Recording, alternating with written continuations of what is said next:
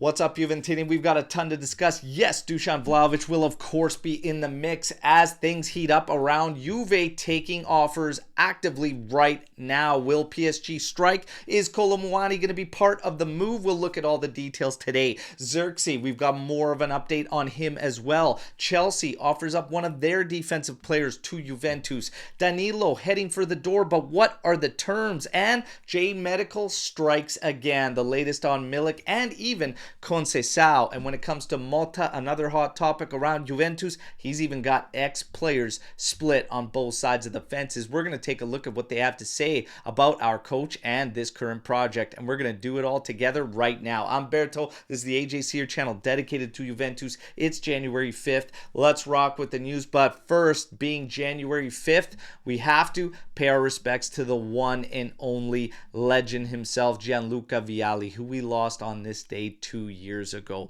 Our last captain to hoist the Champions League. Beautiful memories in 1996, but not just a great player, but a great man and individual. He represents some of my earliest childhood memories around Juventus, and I will always love him and hold him dear to my heart as one of my favorite players of all time. Gone, but never forgotten, the one and only Gianluca Vialli.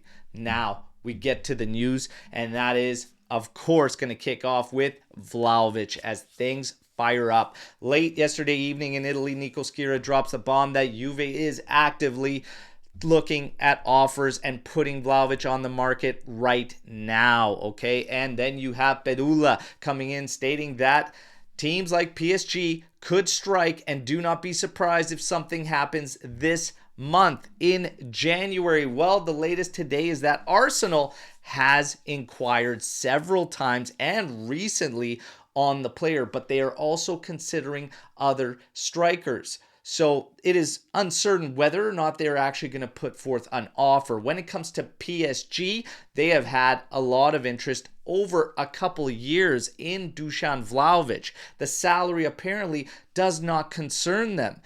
And the latest today is that PSG is going to come forward with an offer soon. And they are readying an offer for Juventus. So Vlahovic, could he be packing his bags and heading to PSG? Let's see. But in the background, it's all being reported steady that Juve is going to want Kolo Muani as part of this deal. So Vlahovic heading out, Kolo Muani coming in. Let's wait and see. How do you feel about it? Let me know. Xerxes is still lingering in the background, and Juve in constant discussions to try and make this move happen. However, reports we're hearing today, which is Juve wants a dry loan. Man U is going to push for something permanent. But the latest is that the player himself has opened himself up to a return to Serie A and a reunion with Thiago Motta, as things are just not going the way they are planned as at Man U. Struggle for minutes, struggle to break in, and the performances have been abysmal, and he is getting attacked by the fan base. He wants out. But again, Juve only looking for dry loan because they are hesitant to avoid, they're trying to avoid any type of commitment and heavy purchase. And that makes complete sense from Juve's standpoint. But will they give in on that in order to bring Motta the guy he wants, apparently he needs? I'm very, very skeptical about this one. You guys know that, but let me know your thoughts. When it comes to the backside of things, well, Chelsea has apparently offered up Renato Vega to Juventus. This was reported today, and probably about an hour and a half later, Nico Schira immediately comes out and shuts it down, saying that Maresca, the coach of Chelsea, has completely blocked this one off. He doesn't want to see Renato Vega go anywhere, and it will not happen. So it was basically offered up for naught. He could play as a defensive midfielder, as a center back, and even as a left back, okay? But apparently not in play and halted immediately by Coach Maresca. When it comes to Danilo, he is heading for the door, everybody. And the terms, well, Napoli doesn't want to give Juve 3 million, which is just the remainder of the salary to see this guy come in. But they're working on an offer that includes objectives and bonuses to get up to 3 million. Is this a joke? Absolutely not.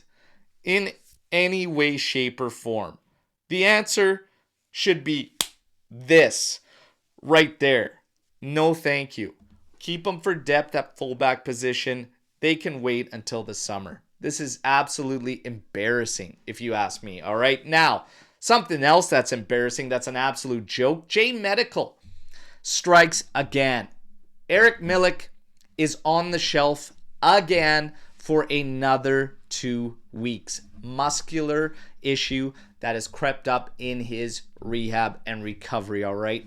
And he was so close, ready to come back, and now all of a sudden 2 weeks on the shelf again. And this is why the urgency around the forwards all of a sudden has ramped up from Juventus in this mercado. So J Medical, this represents the 7th time this season a player has returned or been so close to returning and immediately goes back on the shelf for an extended period of time, okay? That is beyond a joke for a club with the resources of Juventus. This has to be looked at. This has to be addressed, and we have to find a solution. This is beyond absurd now. Conceição, well, he fortunately has avoided injury. He just has overload to the flexor in the right leg. He is listed as day-to-day, but it's expected to be a week. But we just don't know if that's a week to all of us or a week in terms of J Medical, because a week at J Medical could be 3 months. So we wait and see. But that's the latest on Conceição. Do not expect to see him in the Derby della Molla, and Locatelli will be serving suspension as well. So we will have those to deal with. When it comes to Thiago Motta, well, hot topic around Juventus. If you didn't catch the post-match podcast that was live yesterday morning, check it out. I weighed in and I shared my thoughts, and it was heavy. It was a heavy episode, but check it out.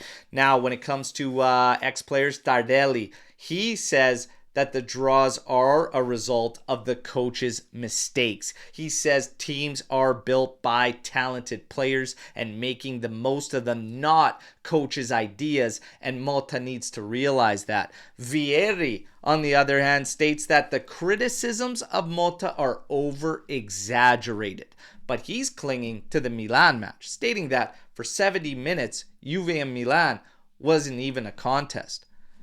Might have missed the 54th minute sitter that should have put the game 1-1 level, and might have missed the kind of shocking substitutions from Motta. I don't know. I don't think they're over-exaggerated. 7 wins, 11 draws in Serie A, unable to beat a top team other than Lazio, if you want to call them a top team, with an own goal. I think the criticisms are fair, but that's my thoughts. You guys know the drill. Weigh in on that and everything else right now. Don't forget to like this video, subscribe to the channel, join our AJC army, but let me have it, everybody. I want to hear from all of you right now. Let's go. And until tomorrow's edition, as always, no matter what, fino alla fine, forza Juventus. Ciao tutti.